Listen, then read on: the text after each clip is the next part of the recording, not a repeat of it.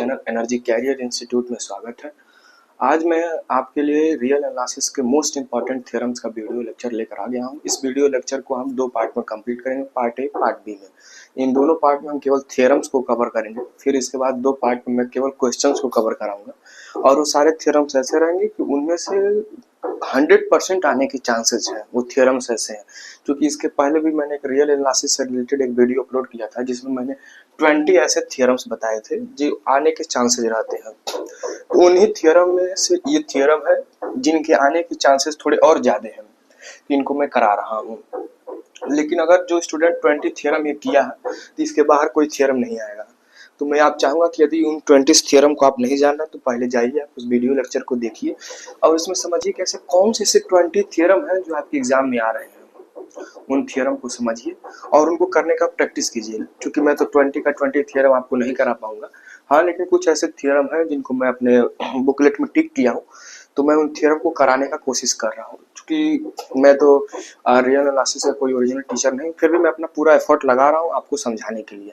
और यदि आपको कोई पॉइंट नहीं समझ में आ रहे तो आप हमारे वीडियो लेक्चर में कमेंट कीजिएगा, मैं स्पेशली फिर इस पर डिस्कस करूंगा। और एक छोटा सा रिक्वेस्ट आपसे ये भी है कि यदि आप हमारे टेलीग्राम चैनल से नहीं जुड़े हैं तो आप जाइए हमारे टेलीग्राम चैनल से जुड़िए, जिसका लिंक डिस्क्रिप्शन में, क्योंकि मैं वहाँ पे बहुत सारे इंपॉर्टेंट क्वेश्चंस के पीडीएफ आपको देता हूँ।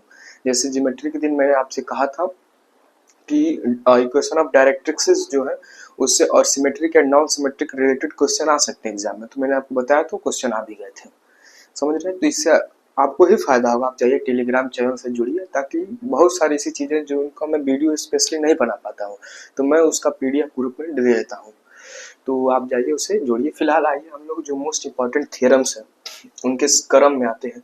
पहला Rolle's theorem and Lagrange theorem, बाकी भी और सारे थ्योरम्स हैं, मैं उन थ्योरम्स को पूरा नहीं लिखा हूँ, आगे भी थ्योरम है, उन थ्योरम को मैं कराऊंगा। कम से कम मैं इस वीडियो लेक्चर में 3 थ्योरम कंप्लीट करूंगा, 3 थ्योरम, मतलब आपकी 15 नंबर बनेगी इसी यहीं से।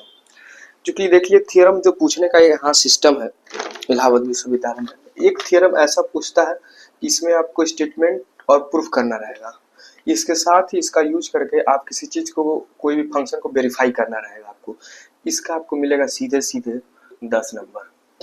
लेकिन वहीं अगर आपको 2 थ्योरम दिया है पार्ट वाइज डिवाइड करके BC कुछ करके, तो इसमें आपको 5-5 ही नंबर मिलता है। तो इसमें आपको केवल स्टेटमेंट करना होगा और प्रूफ करना होगा बस, तो इसमें 5-5 नंबर मिलते हैं। जबकि अगर स्टेटमेंट प्रूफ के साथ आप किसी भी क्वेश्चन को वेरीफाई कर रहे हैं तो आपको सीधे सीधे 10 नंबर मिलेंगे। तो यदि आपके ऐसे 3 थ्योरम एग्जाम में आ जा रहे हैं तो आप कितने नंबर गेन कर जाएंगे? 20 मार्क्स गेन कर जाएंगे। और रियल एनालिसिस में 20 मार्क्स लाना बहुत बड़ी बात है, क्योंकि आप जानते हैं, आप अपने पढ़ाई की स्टैंडर्ड से देख लीजिए आप रियल एनालिसिस में कितने नंबर पाने लायक है। तो आप थोड़ा सा थ्योरम्स को ज़्यादा से ज़्यादा करने की कोशिश कीजिए और ये हो सके तो रट जाइए आप। मैंने पहले भी वीडियो लेक्चर बताया कि आप रटने का कोशिश कीजिए, न कि समझने का। अगर आप समझना चाहते हैं तो फिर आपको इस साल फेल होना पड़ेगा, और यदि आप पास होना चाहते हैं तो आप रट जाइए। समझने के लिए मैं आपको स्पेशल टाइम बता दे रहा हूँ, यूनिवर्सिटी अभी बंद होगी, जून जुलाई में जितना मन करेगा उतना समझ जाइएगा इलाहाबाद बैठकर, ठीक। फिलहाल आप क्या करिए, रटिए ओनली। तो आइए हम सबसे पहले रोज थ्योरम की तरफ चलते हैं और इस सिस्टम आप समझ गए होंगे कि कैसे थ्योरम्स को पूछने का क्या सिस्टम है। देखिए रोज थ्योरम जो है इसका जो पूछने का ईयर है, कब कब पूछा है, इस पे मैं थोड़ा सा चर्चा कर लूँ। जो एक्चुअली हमारे पास जो सीट है उस सीट के अकॉर्डिंग मैं देख रहा हूँ कि रोज थ्योरम जो है आपका 2022 में पूछा है, और इसके साथ एक बार और ये पूछा है 2013 भी पूछा है रोज थ्योरम, ठीक। और भी बाकी ईयर में पूछा है बट इसमें मेंशन नहीं है, तो कोई बात नहीं। और एक चीज और है कि लैग्रेंज थ्योरम भी पूछा हुआ है आपका। कब कब ये पूछा है लैग्रेंज थ्योरम?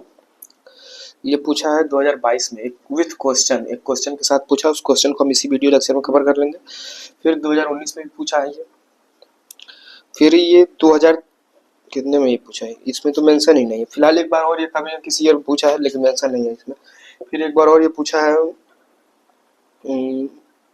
लैग्रेंज थ्योरम, ये लेबनिज है। चलिए इतनी बार ये भी पूछा है, कम से कम 3-4 बार ये भी पूछा हुआ है, तो ये भी इंपॉर्टेंट थ्योरम है आपका। और एक चीज ये ध्यान दीजिए कि यदि आपसे रोज थ्योरम पूछेगा तो लैग्रेंज नहीं पूछेगा, यदि लैग्रेंज पूछेगा तो रोज नहीं पूछेगा, मतलब दोनों में से कोई एक पूछेगा आपको। ये तो तय है कि दोनों में से कोई एक पूछेगा, या तो दोनों नहीं पूछेगा। पूछेगा तो दोनों में से कोई एक पूछेगा, नहीं तो कोई नहीं पूछेगा। ठीक, तो ये आपका सिस्टम है। अब इसको समझिए आप रोज थ्योरम होता क्या है। देखिए रोज थ्योरम जो है काफ़ी बच्चे इसको लेकर घबराए हुए हैं। मैं आपको बता दूं कि रोज थ्योरम कोई काफ़ी कठिन नहीं है। मैं इस पे देखा हूँ, क्योंकि इंटरमीडिएट में हम लोग रोज थ्योरम से परिचित भी हैं। रोज थ्योरम काफ़ी कोई कठिन थ्योरम नहीं है। आप रोज थ्योरम को थोड़ा सा इंटरमीडिएट में एक बार जब पढ़े थे आप, तो इसको थोड़ा सा आप याद करने की कोशिश कीजिए। देखिए कोई भी थ्योरम आप तब प्रूफ कर पाएंगे जब आपको इसका स्टेटमेंट पता हो। क्या पता हो? स्टेटमेंट। यदि आपको उसका स्टेटमेंट पता है तब जाकर आप उसका प्रूफ कर पाएंगे। क्यों प्रूफ स्टेटमेंट पता होना चाहिए? क्योंकि जब आप स्टेटमेंट जानेंगे तो आपके दिमाग में चलता रहेगा कि हमको प्रूफ करके यही लाना है। और यदि आपको यही नहीं पता है तो फिर यहाँ कैसे जाएंगे? आपको जाना है यहाँ पे, तो यहाँ पे जाने के लिए आपको पहले कहीं ना कहीं से शुरू करना तो पड़ेगा ना। अब कहाँ से शुरू करना पड़ेगा ये आपको पता ही नहीं, तो फिर यहाँ पहुंचेंगे कहाँ से आप? इस चीज को ध्यान दीजिए। तो आप थ्योरम को करने से पहले स्टेटमेंट को पढ़िए, स्टेटमेंट को पढ़िए और रटिए, और फिर आपको ये दिमाग में रहे कि आपको यही लाना है, तब जाके आप इसका प्रूफ कर पाएंगे। ठीक, तो इस चीज को थोड़ा सा ध्यान दीजिए आप। बाकी आइए मैं रोज थ्योरम को कराता हूँ। जो रोज थ्योरम है आपने देखा कि काफी इंपॉर्टेंट थ्योरम है, और इसका जो कि हम पहले स्टेटमेंट लिखेंगे और इसके बाद से हम आगे इसका प्रूफ करेंगे। तो सबसे पहले आइए हम इसका स्टेटमेंट लिखते हैं। जो इसका स्टेटमेंट होता है वो कहता है कि if a function fx is defined on close interval a comma b, यदि कोई फंक्शन ऐसा है जो a कमा b पर डिफाइंड है, तब such that first fx is continuous. क्या होगा? कॉन्टिन्यूअस होगा on closed interval a comma b। Second क्या होगा? fx is डिफरेंशिबल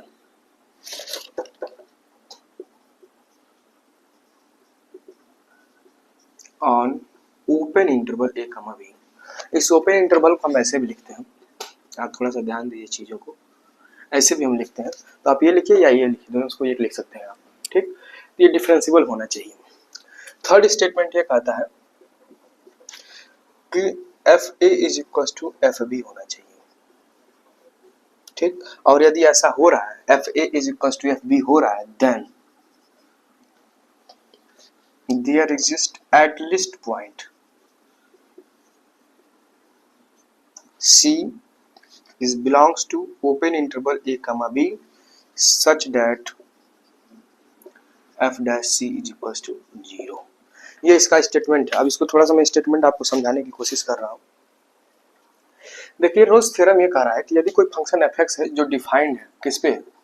close interval a comma b पे, तब क्या होगा कि fx कंटिन्यूअस होगा on closed interval a comma b and fx is differentiable on open interval a comma b। उसके बाद तीसरा स्टेटमेंट ये है कि F A is equal to F B होना चाहिए, और यदि ऐसा हो रहा है then there exist at least point, कम से कम एक पॉइंट ऐसा होगा ए कमा बी में कि जिसका हम फंक्शन जो है एफ डैश एफ सी जो फंक्शन है उसका अगर हम डिफ्रेंसिएशन करते हैं तो उसकी वैल्यू जीरो हो जाएगी। मतलब क्या कि वो कांस्टेंट वैल्यू रहेगी। ए और बी के बीच में हमारी क्या रहेगी? कांस्टेंट वैल्यू रहेगी, तभी तो उसका डिफरेंशियल करने पर हमें क्या मिलेगा? जीरो मिलेगा। तो ये आपका स्टेटमेंट हो गया। अब इस स्टेटमेंट को प्रूफ करना है, तो सबसे पहले आप इस स्टेटमेंट को लिख लीजिए, तब मैं प्रूफ कराऊं। आइए अब हम इसका प्रूफ करते हैं। रोज थ्योरम का जो स्टेटमेंट है, इस स्टेटमेंट को हम प्रूफ करेंगे। प्रूफ में आप लिखेंगे कि given that fx is continuous,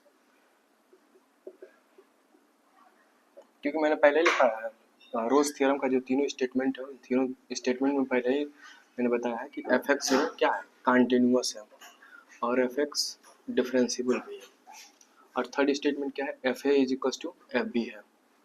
ये आपको पता होना चाहिए, यही स्टेटमेंट मैंने आपको लिखाया है।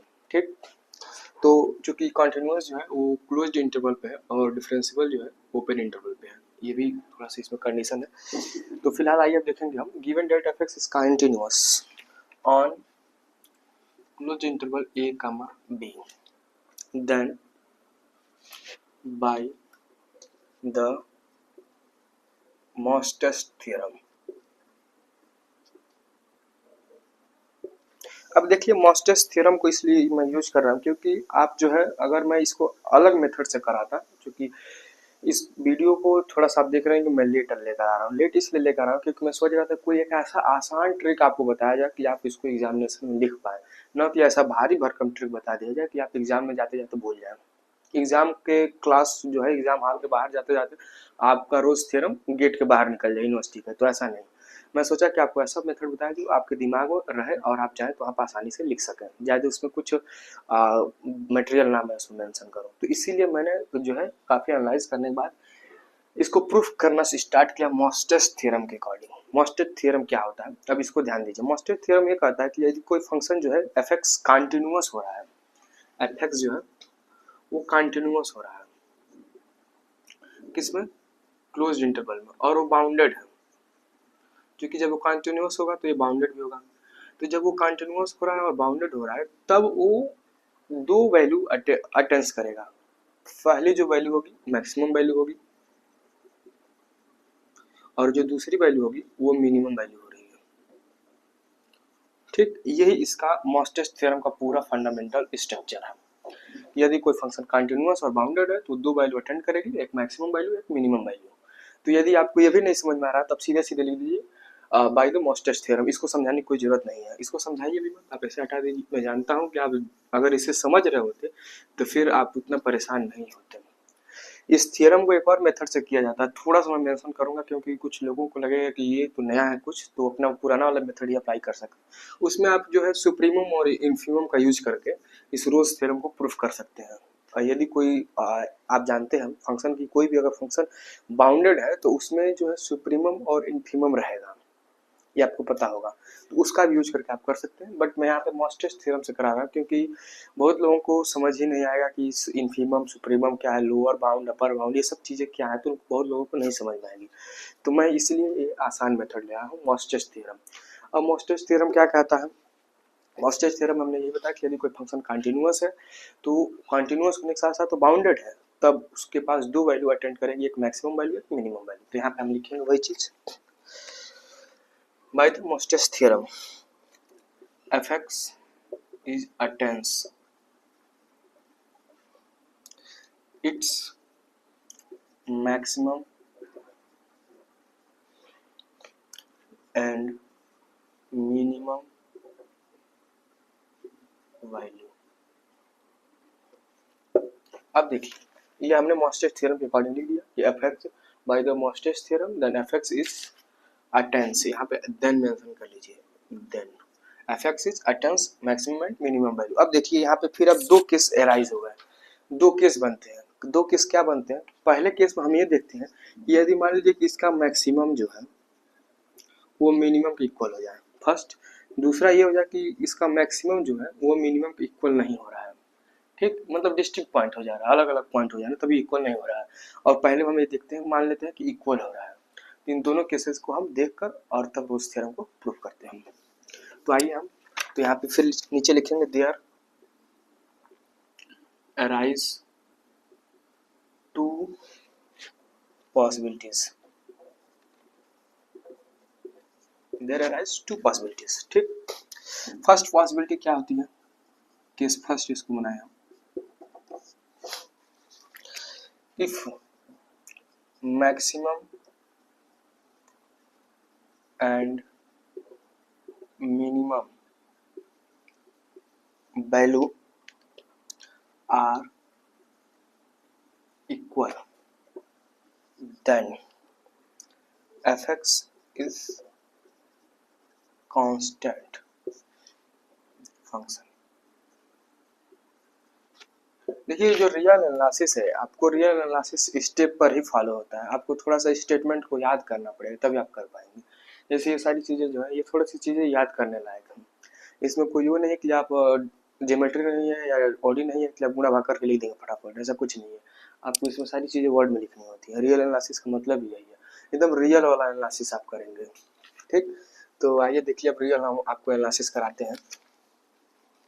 तो ये कांस्टेंट फंक्शन होगा, जब ये कांस्टेंट फंक्शन होगा तो इसका डिफरेंशियल करने पर क्या हो जाएगी, वैल्यू जीरो हो जाएगी। आप जानते हैं इंटरमीडिएट में पढ़े कोई भी कांस्टेंट होता है उसका हम डिफरेंशियल करते हैं तो जीरो हो जाता है। ठीक, for all values x is belongs to a comma b. अब यहाँ पे आपको समझने वाली बात ये है कि ये कहना क्या चाह रहा है। कहना क्या चाह रहा है इसको मैं ग्राफिकली थोड़ा सा आपको समझाने की कोशिश करूंगा। मान लीजिए कि हमारे पास कोई ऐसा ग्राफ बन रहा है, यहाँ पॉइंट ए है और यहाँ पॉइंट बी है, ठीक, और कुछ ऐसा ग्राफ बना है और कह रहा है कि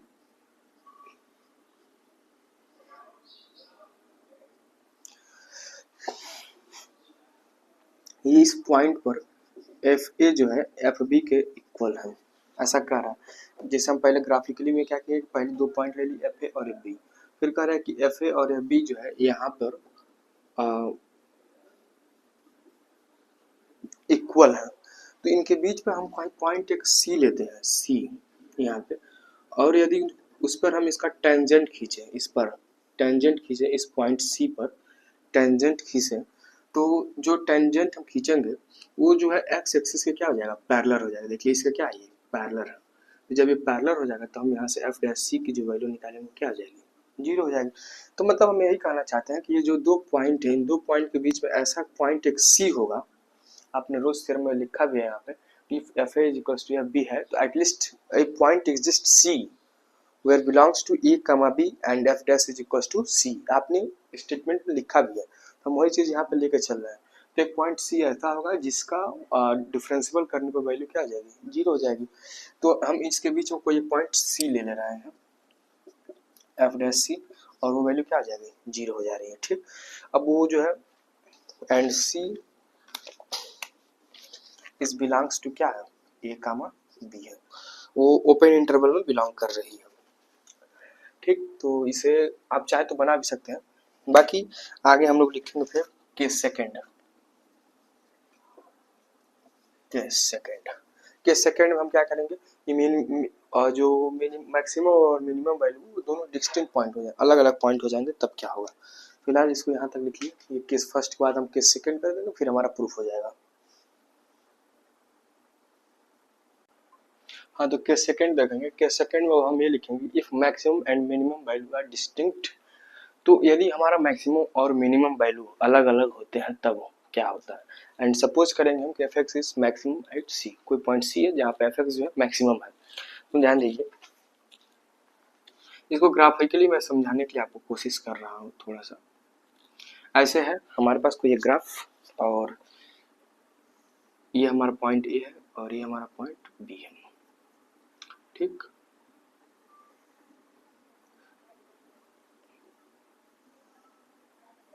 क्योंकि ग्राफ से काफी बेहतर समझ में आता है, मुझे ऐसा लगता है, इसलिए मैं आपको हर एक चीज ग्राफिकली बताने का कोशिश कर रहा हूँ।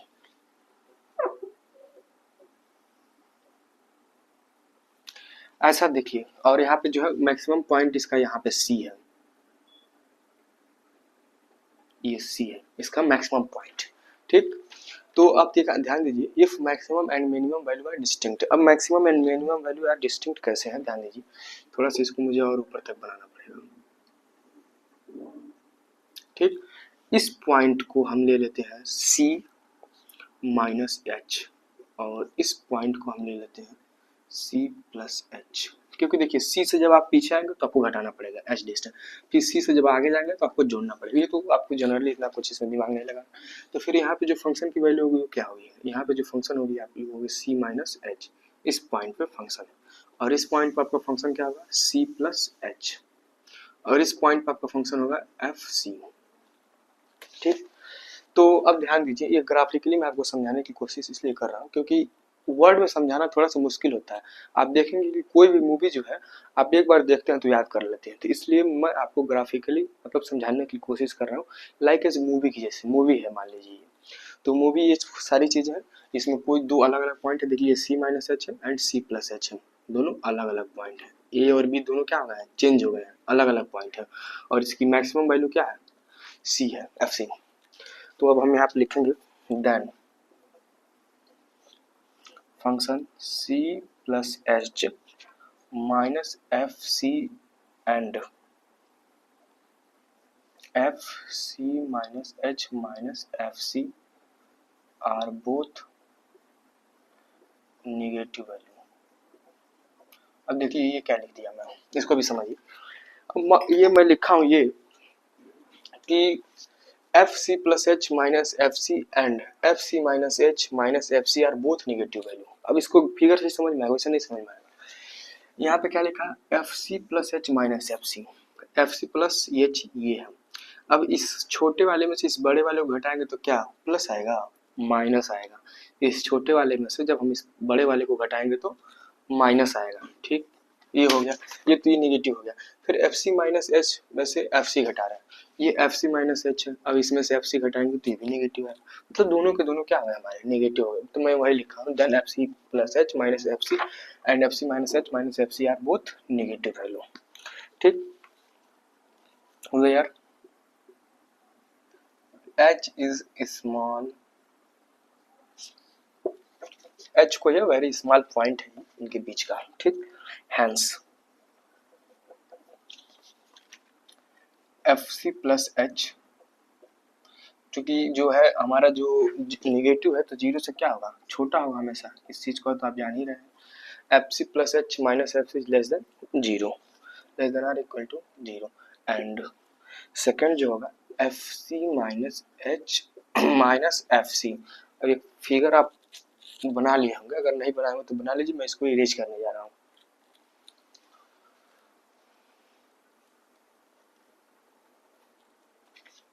Minus H is less than or equal to zero, ये दोनों पॉइंट हो गए आपके। ठीक, अब देखिए काम कर रहा हूँ मैं, इसको नेगेटिव ही रहने दे रहा हूँ, बट इसको जो है मैं पॉजिटिव बनाना चाह रहा हूँ, तभी हमको एल एच एल और आर एच एल हमको मिल पाएगी।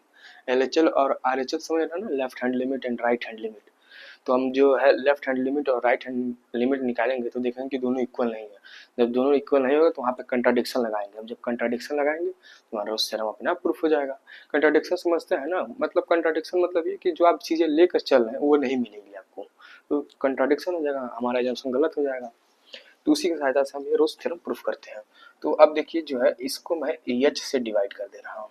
एच इज वेरी स्मॉल, कोई पॉइंट है जो यहाँ पे लिख लीजिए, एच इज वेरी स्मॉल, बहुत छोटा है एच, मतलब जीरो को टेंड कर रहा है एच। तो यहाँ पे हो गया F C plus H minus F C is less than zero. इसको एच से डिवाइड किया तो कोई फर्क नहीं पड़ना, वो और छोटा हो गया। बट यहाँ पे मैं क्या कर रहा हूँ कि माइनस एच से डिवाइड कर रहा हूँ, तब ये क्या हो जाएगा, पॉजिटिव हो जाएगा। माइनस एच से डिवाइड किया तो ध्यान दीजिएगा, माइनस एच से डिवाइड करेंगे तो जीरो से क्या हो जाएगा, बड़ा हो जाएगा। ठीक, अब यहाँ पे आप क्या कीजिए कि आपको एल एच एल और आर एच एल निकालना है तो आप लिमिट लेंगे, तो यहाँ पे लिखेंगे taking limit h tends to 0 of both we get। जो आप दोनों में लिमिट लेंगे h टेंस टू 0 का, तो देखिए क्या होगा, एक राइट हैंड लिमिट बनेगी आपकी,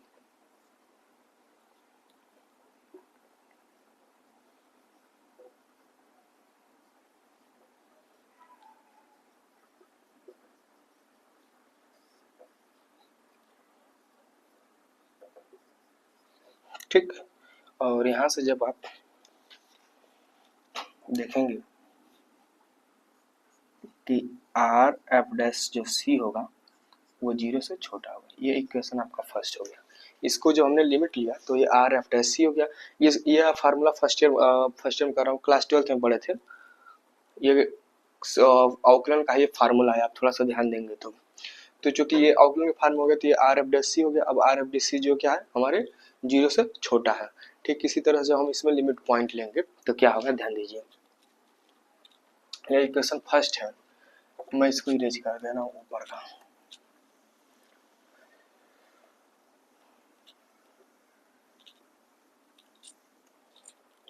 हाँ, तो जब आप इसको सिमिलरली ऐसे ही आप उसमें भी एल एच एल वाले में भी सिमिलरली इसमें भी जब आप लिमिट पॉइंट लेंगे तो ये हो जाएगा l F dash C is equal to f C minus H minus F c upon minus H is greater than zero. इसका मतलब क्या है कि l F dash C is greater than zero, first. और from equation first and second आप क्या देख रहे हैं लिखेंगे यहाँ पे from equation first and second. Equation first and second we get, आप क्या देखेंगे कि आर एफ डैश सी जो है वो not equal to l F dash c के, जो क्या हो गया कंट्राडिक्शन हो गया। अब कंट्राडिक्शन कैसे हो गया? कंट्राडिक्शन इसलिए हो गया क्योंकि जो हमारा फंक्शन है, फंक्शन हमारा जो है डिफरेंशियल है इन ओपन इंटरवल में। आप ध्यान दीजिए रोज थ्योरम में, रोज थ्योरम क्या कहता है कि फंक्शन हमारा डिफरेंशियल है इन ओपन इंटरवल।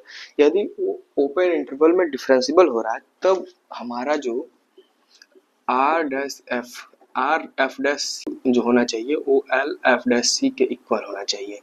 जब ओपन इंटरवल में ये डिफरेंशियल हो रहा है तब ऐसा केस होना चाहिए, लेकिन हमारे पास क्या आ रहा है, ये आ रहा। तो ये हमारे क्या हो गया कंट्राडिक्शन हो गया। तो यहाँ हम लिखेंगे which is contradiction, which is contradiction. जब यहाँ कंट्राडिक्शन हो गया तो हमारा एजम्पशन गलत हो गया। तो यहाँ पे हम फिर लिखेंगे वही सारी चीजें और यहाँ से हम रोज थ्योरम को प्रूफ करेंगे। विच इज कंट्राडिक्शन, जब ये कंट्राडिक्शन हो गया तो हम यहाँ पे अब ऐसे लिखेंगे r F dash C is equals to l F dash c. अब चूंकि ये ओपन इंटरवल में डिफरेंशियल हो रहा है तो हमको इक्वल करना है, हमको इक्वल लाना है, लेकिन हमारा तो ये आया है। तो कंट्राडिक्शन जब ये हो गया तो हम आगे स्टेप बढ़ेंगे और डिफरेंशियल होने का मतलब ये है कि दोनों इक्वल होना चाहिए। तो इक्वल कब होगा? इक्वल तभी होगा कि जब ये दोनों का जाए कांस्टेंट फंक्शन के डिफरेंशियल हो, मतलब कि एफ यहाँ इधर जो है ये भी वैल्यू 0 हो जाए और ये भी वैल्यू 0 हो जाए। जब ये दोनों 0 होगा तभी क्या हो पाएगा, इक्वल होगा, अदरवाइज नहीं हो पाएगा। तो इसे हम लिख देंगे is equal to 0।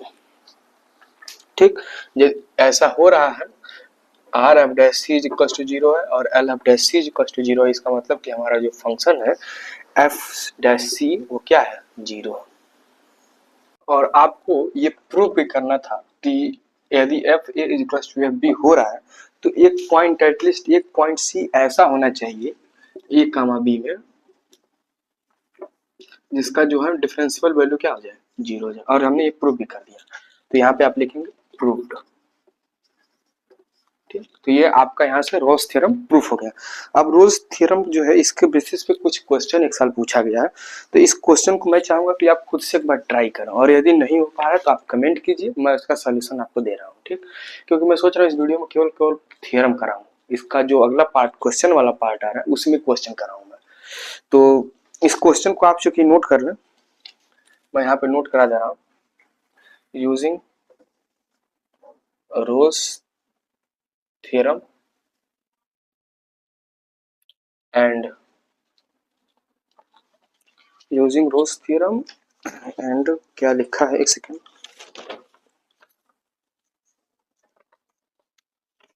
so that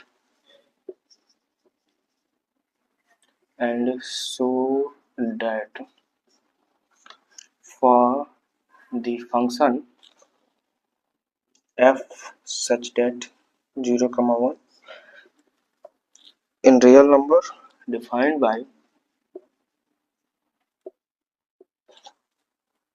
fx is equals to x sin pi by x 0, और यहाँ पे है 0 is less than x is less than or equal to 1 and यहाँ पे x is equals to 0। Rolle's theorem का use करके आपको इसको वेरीफाई करना है। तो यदि इसको आप नहीं कर पा रहे तो फिर कमेंट कीजिए, और यदि कर ले रहे तो बहुत अच्छी बात है आपके लिए कि आपको रियल एनालिसिस थोड़ी बहुत आ रही है। रियल में नहीं आ रहे तो फिर तो बहुत दुख की बात है। तो अगर आपको नहीं आ रहा तो ज़्यादा घबराने की बात नहीं है, क्योंकि चूंकि सब लोग ऐसे ही है। फर्स्ट ईयर में अधिकतर ऐसे लोग हैं जिनको रियल एनालिसिस नहीं समझ में आ रही। मुझे खुद शुरू में कुछ समझे नहीं आ रहा था कि सारी चीज़ें हो कैसी रही हैं, लेकिन काफ़ी पढ़ने के बाद से जो है यूनिवर्सिटी में रियल एनालिसिस जो है एक सर पढ़ाते थे, हम लोग काफ़ी बेहतर ढंग से पढ़ाते थे। तो उनकी क्लास अटेंड करने के बाद से मुझे ऐसा पता चला कि रियल एनालिसिस में कुछ ज़्यादा चीज़ें नहीं है। हाँ, लास्ट में थोड़ी चीज़ें हमको भारी लगने लगी क्योंकि पहले का धीरे धीरे थोड़ा सा गायब होने लगा। रियल एनालिसिस एक ऐसा सब्जेक्ट है जिसमें कि आप अगर इधर आगे बढ़ रहे हैं इधर, तो अगर यहाँ से आप शुरू करके यहाँ तक पहुंचे तो फिर इधर वाला पॉइंट गायब होने लगेगा आपका। ये रियल एनालिसिस की खासियत है। तो लास्ट में मेरे को भी थोड़ा सा टफ पड़ने लगा, तो लेकिन फिर भी मैंने किसी तरह उसको मैनेज किया अभी भी उतना मैनेज नहीं हो पाया, लेकिन मैं सेकेंड ईयर जाते जाते फर्स्ट ईयर का रियल एनालिसिस मैनेज कर लूँगा। तो जो आने वाले फर्स्ट ईयर के बच्चे होंगे उनके लिए काफ़ी मैं बढ़िया से एक्सप्लेन करने का अपना पूरा प्रिपरेशन कर लूँगा। फिलहाल इसके बाद से आइए हम जो सेकंड थ्योरम है हमारा, लैग्रेंज मीन वैल्यू थ्योरम, जो काफ़ी इंपॉर्टेंट थ्योरम है, उस पर हम चर्चा करते हैं। इसे आप नोट कर लीजिए,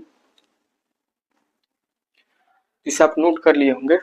और जो हमारा सेकंड थ्योरम है लैग्रेंज मीन वैल्यू थ्योरम, क्योंकि अगर आप चीज़ों को कंपेयर करके पढ़ रहे हैं तो आपके लिए काफ़ी अच्छी बात है। सेकंड थ्योरम जो है B part, Lagrange mean value theorem. अब देखिए लैग्रेंज मीन वैल्यू थ्योरम और रोल्स थ्योरम में दोनों जो है थोड़े से एक ही जैसे दिखने वाले हैं, लेकिन थोड़ा सा इसमें डिफरेंस ये होता है, मैं आपको बताने की कोशिश कर रहा हूँ। रोल्स थ्योरम हमारा क्या कह रहा था कि यदि कोई फंक्शन जो है डिफाइंड है ए क्लोज इंटरवल ए कमा बी में, तो कंटिन्यूअस होगा ए कमा बी में, एंड डिफरेंशियल होगा ओपन इंटरवल ए कमा बी में। और third step F is equal to F B होगा, तब एक पॉइंट एटलीस्ट एक पॉइंट सी ऐसा होगा जो ए कमा बी में बिलोंग्स करेगा, तब F dash C is equal to क्या हो जाएगा, जीरो हो जाएगा। थ्योरम है Lagrange mean value theorem. Lagrange mean value theorem हमारा ये कहता है कि यदि कोई function F X closed interval में कंटिन्यूअस हो रहा है and F X open interval में डिफरेंशिएबल हो रहा है, ध्यान दीजिएगा, यदि ऐसा हो रहा है तो कम से कम देयर एग्जिस्ट एक पॉइंट ऐसा होगा जरूर सी जो ए कमा बी में बिलोंग करेगा, और उसके लिए एफ डैश सी की जो वैल्यू होगी वो होगी f B minus F a and b minus a. यही आपका फार्मूला है, यही आपको डिराइव करना है और दिखाना है कि यदि ऐसा हो रहा है तो एफ डैश सी की वैल्यू ये हो जाएगी। जबकि रोल्स थ्योरम हमने क्या दिखाया कि F dash C equal to क्या हो जाना चाहिए, जीरो होना चाहिए। तो दोनों में ये डिफरेंस है, तो इसलिए मैंने दोनों को इसलिए एक साथ लेकर आया कि आप थोड़ा सा चीज़ों को ज़्यादा दिमाग न लगाना पड़े और आप तुरंत समझ जाए। ठीक, तो आइए हम इसका पहले स्टेटमेंट लिखते हैं, लैग्रेंज मीन वैल्यू का स्टेटमेंट। स्टेटमेंट में हम सिर्फ वही चीज़ें लिखेंगे, if a function F x is defined on closed interval a comma b such that first fx is continuous on a comma b, second fx is differentiable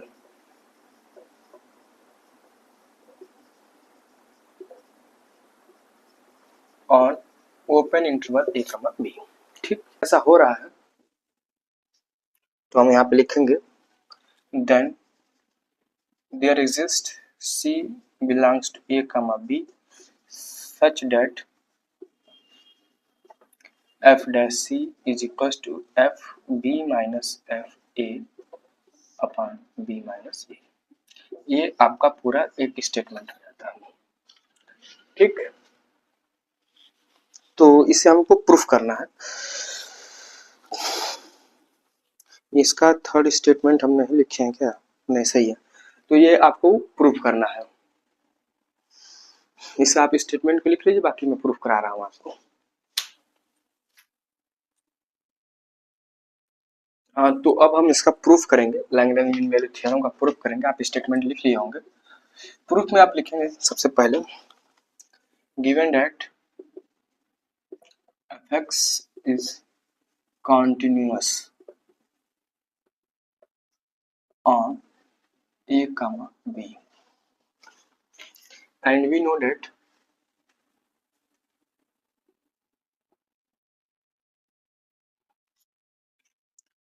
x is also continuous we defined function fx। हमको पता है कि हमारा जो function fx है वो क्या है, कंटिन्यूअस है, और we know that x is also continuous. यदि ऐसा है तो x आल्सो कंटिन्यूअस होगा, तब हम एक फंक्शन fx डिफाइन करते हैं, ऐसा फंक्शन जो है मानते हैं, और वो जो है fx क्या है, fx है fx प्लस ax। हमने ऐसा फंक्शन माना। ये आपका इक्वेशन फर्स्ट कर दीजिए। अब देखिए यदि हम इसका लिखें यहाँ पे which is also continuous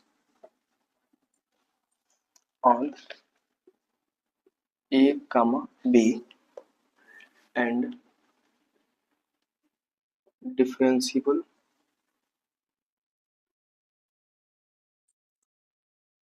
on A, B।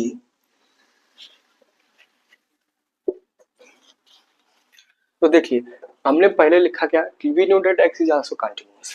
x क्या है? कंटिन्यूअस है। तो इसमें हम कुछ जोड़ेंगे तो वो भी क्या हो जाएगा? कंटिन्यूअस होगा जनरली। तो यहाँ पे फिर हम वही चीज लिखे हैं which is also continuous on A, B and differentiable A और ओपन इंटरवल A, B। अब यहाँ पे जो A है उस A के बारे में थोड़ा सा लिख दीजिए वेयर A इज कांस्टेंट।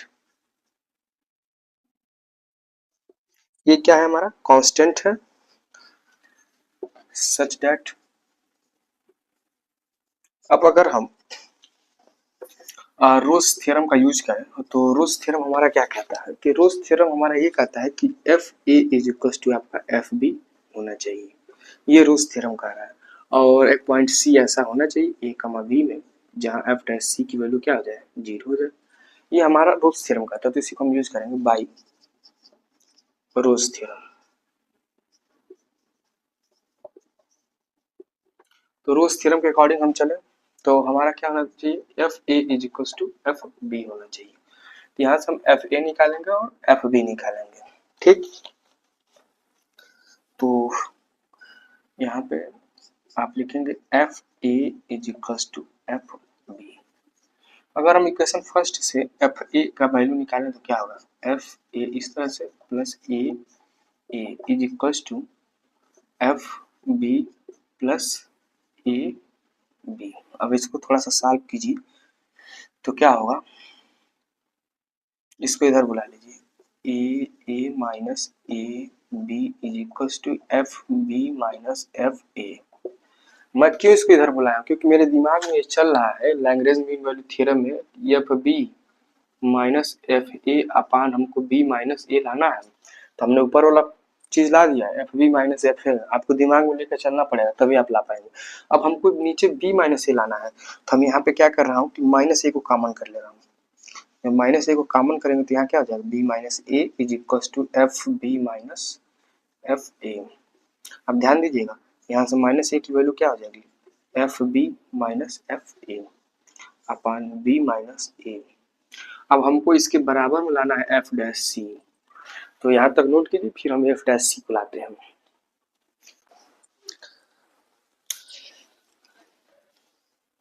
इसे आप नोट कीजिए फटाक से। और जो चीज़ें समझ नहीं आ रही हैं आप कमेंट कीजिए फिर मैं उस पर या तो टेलीग्राम चैनल पे बता दूंगा या फिर इसके लिए स्पेशल वीडियो बनाऊंगा। और एक चीज़ और है कि जो डिफरेंशियल इक्वेशन का जो आपका यूनिट है उसके बारे में ज़्यादा आप घबराइए मत क्योंकि उसमें भी फिक्स क्वेश्चन है ज्योमेट्री के जैसे। ज्योमेट्री को आप जिस तरह देखे थे ना कि सारी क्वेश्चंस जो है फिक्स थे, हर साल एक ही क्वेश्चन को घुमा फिरा के पूछा था, ऐसे ही डिफरेंशियल इक्वेशन में। बट रियल एनालिसिस में ऐसा नहीं है। रियल एनालिसिस में हर साल नया सवाल है, बस थियरम पुराने वाले हैं, सवाल हमेशा नए वाले। फिर भी मैं एनालाइज किया हूँ कुछ ऐसे सवाल हैं जो आने के चांसेज हैं उनके, करीब 20-25 सवाल ऐसे हैं जिनको आने के चांसेज है। तो आपके पास अभी भरपूर टाइम है। आज तो अभी है 13, आपका एग्जाम है 15 को रियल एनालिसिस। तो 15 को रियल एनालिसिस और 16 को क्या है? ओडी है। तो एक काम कीजिए आज आपको मैं ये थ्योरम का सलूशन दे दे रहा हूँ और रात रात तक नहीं शाम तक मैं आपको क्वेश्चन का दे दूंगा पूरा। तो आप क्वेश्चन और थ्योरम को पूरा प्रिपरेशन कर लीजिए और कल सुबह आपको इसी टाइम, ये सुबह का टाइम में वीडियो बन रहा है तो इसी टाइम में आपको डिफरेंशियल का क्वेश्चन पार्ट ए प्रोवाइड करूंगा और क्वेश्चन पार्ट बी प्रोवाइड करूंगा और उसको सॉल्यूशन कराऊंगा और ये बताऊंगा कि आपके फर्स्ट ईयर में टोटल कितने मेथड से डिफरेंशियल इक्वेशन को सॉल्व करने के टेक्निक दिए गए हैं। उस सारे को मैं पहले एक बार बता दूंगा फिर उसके बेसिस पे क्वेश्चन आपको कराऊंगा। ठीक, तो इसे आप नोट कर लिए होंगे। मैं आगे बढ़ता हूँ।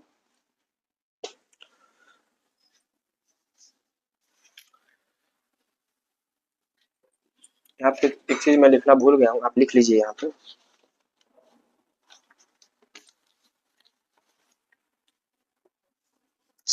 There exist C is belongs to A comma B such that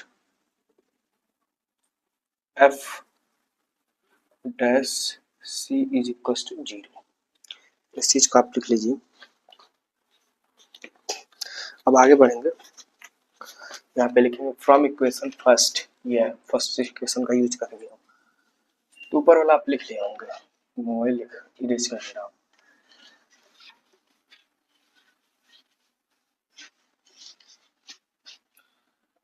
from equation first से आप ध्यान दीजिए कि अगर हम इसका डिफरेंशियल करें तो F dash X is equal to क्या होगा, एफ डैश एक्स प्लस में ए, ऐसा होगा, ठीक।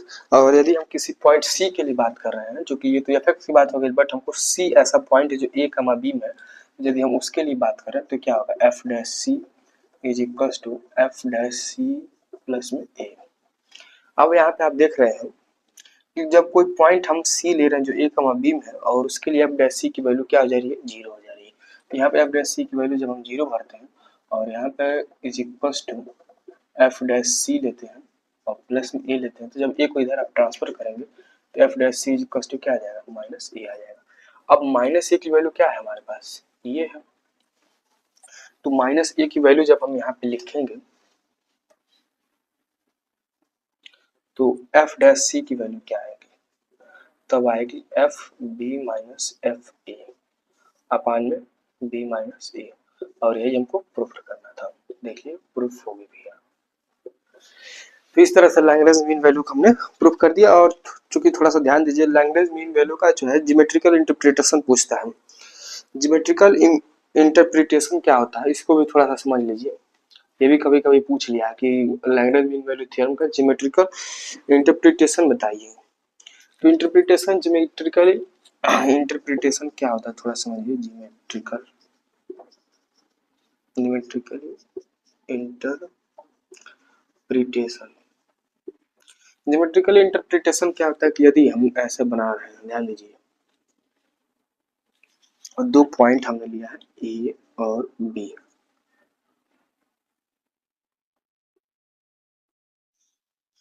ठीक, और यहाँ कोई पॉइंट हमारा सी है।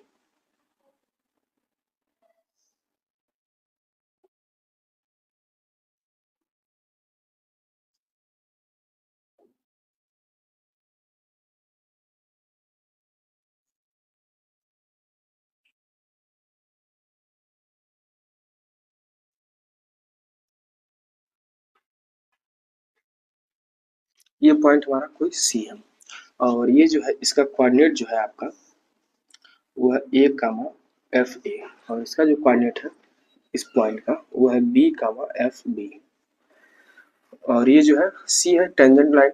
चूंकि ये टेंजेंट लाइन पे कांस्टेंट कोई पॉइंट है तो यहाँ पे एफ डैश सी की वैल्यू क्या है, इसी को हमें फाइंड आउट करना है। तो ध्यान दीजिए, जब ज्योमेट्रिकल इंटरप्रिटेशन निकालेंगे आप, slope F dash C is equal to क्या होता है, क्योंकि स्लोप का जो फार्मूला होता है यम बराबर होता है y2 माइनस y1 अपान x2 माइनस x1। y2 की वैल्यू क्या है, एफ बी है, माइनस y1 की वैल्यू क्या है, एफ ए है, अपान x2 यानी b माइनस ए। ये इसका ज्योमेट्रिकल इंटरप्रिटेशन हो गया, ठीक। इस बाद से जो हमारा थर्ड थ्योरम है वो है डॉरबॉक्स थ्योरम। डॉरबॉक्स थ्योरम चूंकि वीडियो लंबा हो जाएगा तो फिलहाल मैं उसका आपको पीडीएफ प्रोवाइड कर दे रहा हूँ। पीडीएफ आप ले लीजिए टेलीग्राम चैनल पर, उसका पासवर्ड मैं बता दे रहा हूँ, जाइए उसको ओपन करके डॉरबॉक्स थ्योरम को रट जाइए। ये ऐसे थ्योरम है जो बार बार एग्जाम में पूछे जाते हैं। पासवर्ड लिख लीजिए आप डॉरबॉक्स थ्योरम का। ये जो डॉरबॉक्स थ्योरम मैं आपको बता रहा हूँ इसका स्टेटमेंट आपसे पूछेगा एंड प्रूफ पूछेगा आपसे। स्टेटमेंट एंड प्रूफ, ये क्वेश्चन जो है डॉरबॉक्स थ्योरम का, DAPOUX डॉरबॉक्स थ्योरम, ये क्वेश्चन आपका 2024, 2019 और 2017 तीनों साल पूछा हुआ है। इसके पहले पूछा गया, मैं उसको नहीं मेंशन किया हूँ, इतना ही काफी है। तो इस थ्योरम को मैं अपने टेलीग्राम लिंक में प्रोवाइड करूंगा, और हमारा जो टेलीग्राम लिंक है आपके डिस्क्रिप्शन बॉक्स में मिल जाएगा। कहाँ मिलेगा, डिस्क्रिप्शन बॉक्स में। ठीक, ये आपका डिस्क्रिप्शन बॉक्स में इसका लिंक मिल जाएगा। और जब आप वहां जाएंगे तो डॉरबॉक्स थ्योरम पे जब आप टैप करेंगे तो आपसे एक पासवर्ड पूछेगा। क्या पूछेगा? पासवर्ड पूछेगा। तो पासवर्ड जनरली आप नोट करेंगे, वही मेरा नाम और क्या, @ बीच में कोई स्पेस नहीं, अनुभव, लेकिन यहाँ पे स्पेस इलाहाबादी।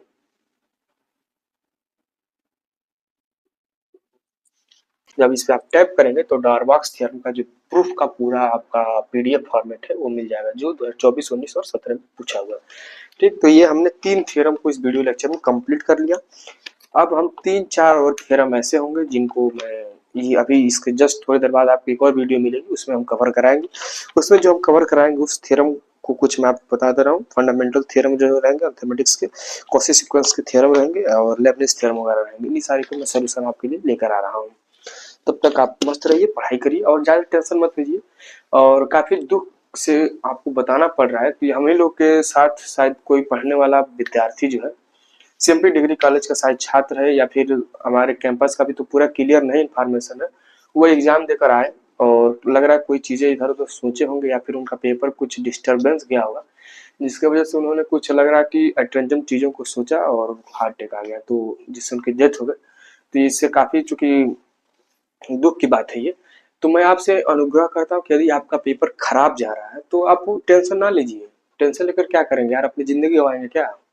पेपर आपको ज़िंदगी बहुत बार देना है, लेकिन टेंशन ना लीजिए। कई लोगों को देख रहा हूँ पेपर खराब चला जा रहा है तो पूरा एकदम उदास हो जा रहे हो। ऐसा मत कीजिए, आपके लिए इम्प्रूवमेंट का भी ऑप्शन है इलाहाबाद विश्वविद्यालय में। अगर पेपर खराब गया है किसी का ज्योमेट्री का तो आप उसमें इम्प्रूवमेंट भरिए और आप जाकर पेपर दीजिए। आप पैदा ही हुए हैं परीक्षा देने के लिए, अगर एक ही परीक्षा में आप हार गए तो फिर आप क्या करेंगे? कुछ नहीं कर पाएंगे। तो इसलिए आपका अगर पेपर खराब हो रहा है तो आप टेंशन मत लीजिए। आप आगे जो भी परीक्षाएं आ रही है उनके लिए बेहतर तैयारी कीजिए ताकि उनमें इम्प्रूवमेंट न देना पड़े और बाकी जिसमें देना है उसमें आप देते रहिए इम्प्रूवमेंट। ठीक, तो बिल्कुल आपको स्ट्रेस नहीं लेना, बिल्कुल भी स्ट्रेस नहीं लेना है। पढ़ाई एकदम आप शांति ढंग से कीजिए। कोई पेपर खराब जा रहा है तो उसके बारे में ज़्यादा मत सोचिए। इस दुनिया में आप ही एक ऐसे नहीं जिनका पेपर खराब जा रहा है, सबका पेपर खराब जा रहा है। बहुत सारे ऐसे लोग हैं, आप जानते होंगे कि आईएएस पीसीएस का प्री मेंस क्वालिफाइड कर जाते हैं और इंटरव्यू में जाकर छट जाते हैं, तो क्या उनका वो हार मान जाते हैं? नहीं, वो मेहनत करते हैं और अपने हक की लड़ाई लड़ते हैं और उसको जीतते हैं। तो आप भी ऐसा करिए, ये नहीं कि हार जाए, टूट जाए, अपने आत्मविश्वास को कमजोर कर ले, ऐसा आप ना करिए बिल्कुल। आपको जो चीजें समझ में आ रही है उनको पढ़िए और स्ट्रेस ना लीजिए। ठीक, बाकी आप खुश रहिए, मस्त रहिए और पढ़ाई करते रहिए। धन्यवाद।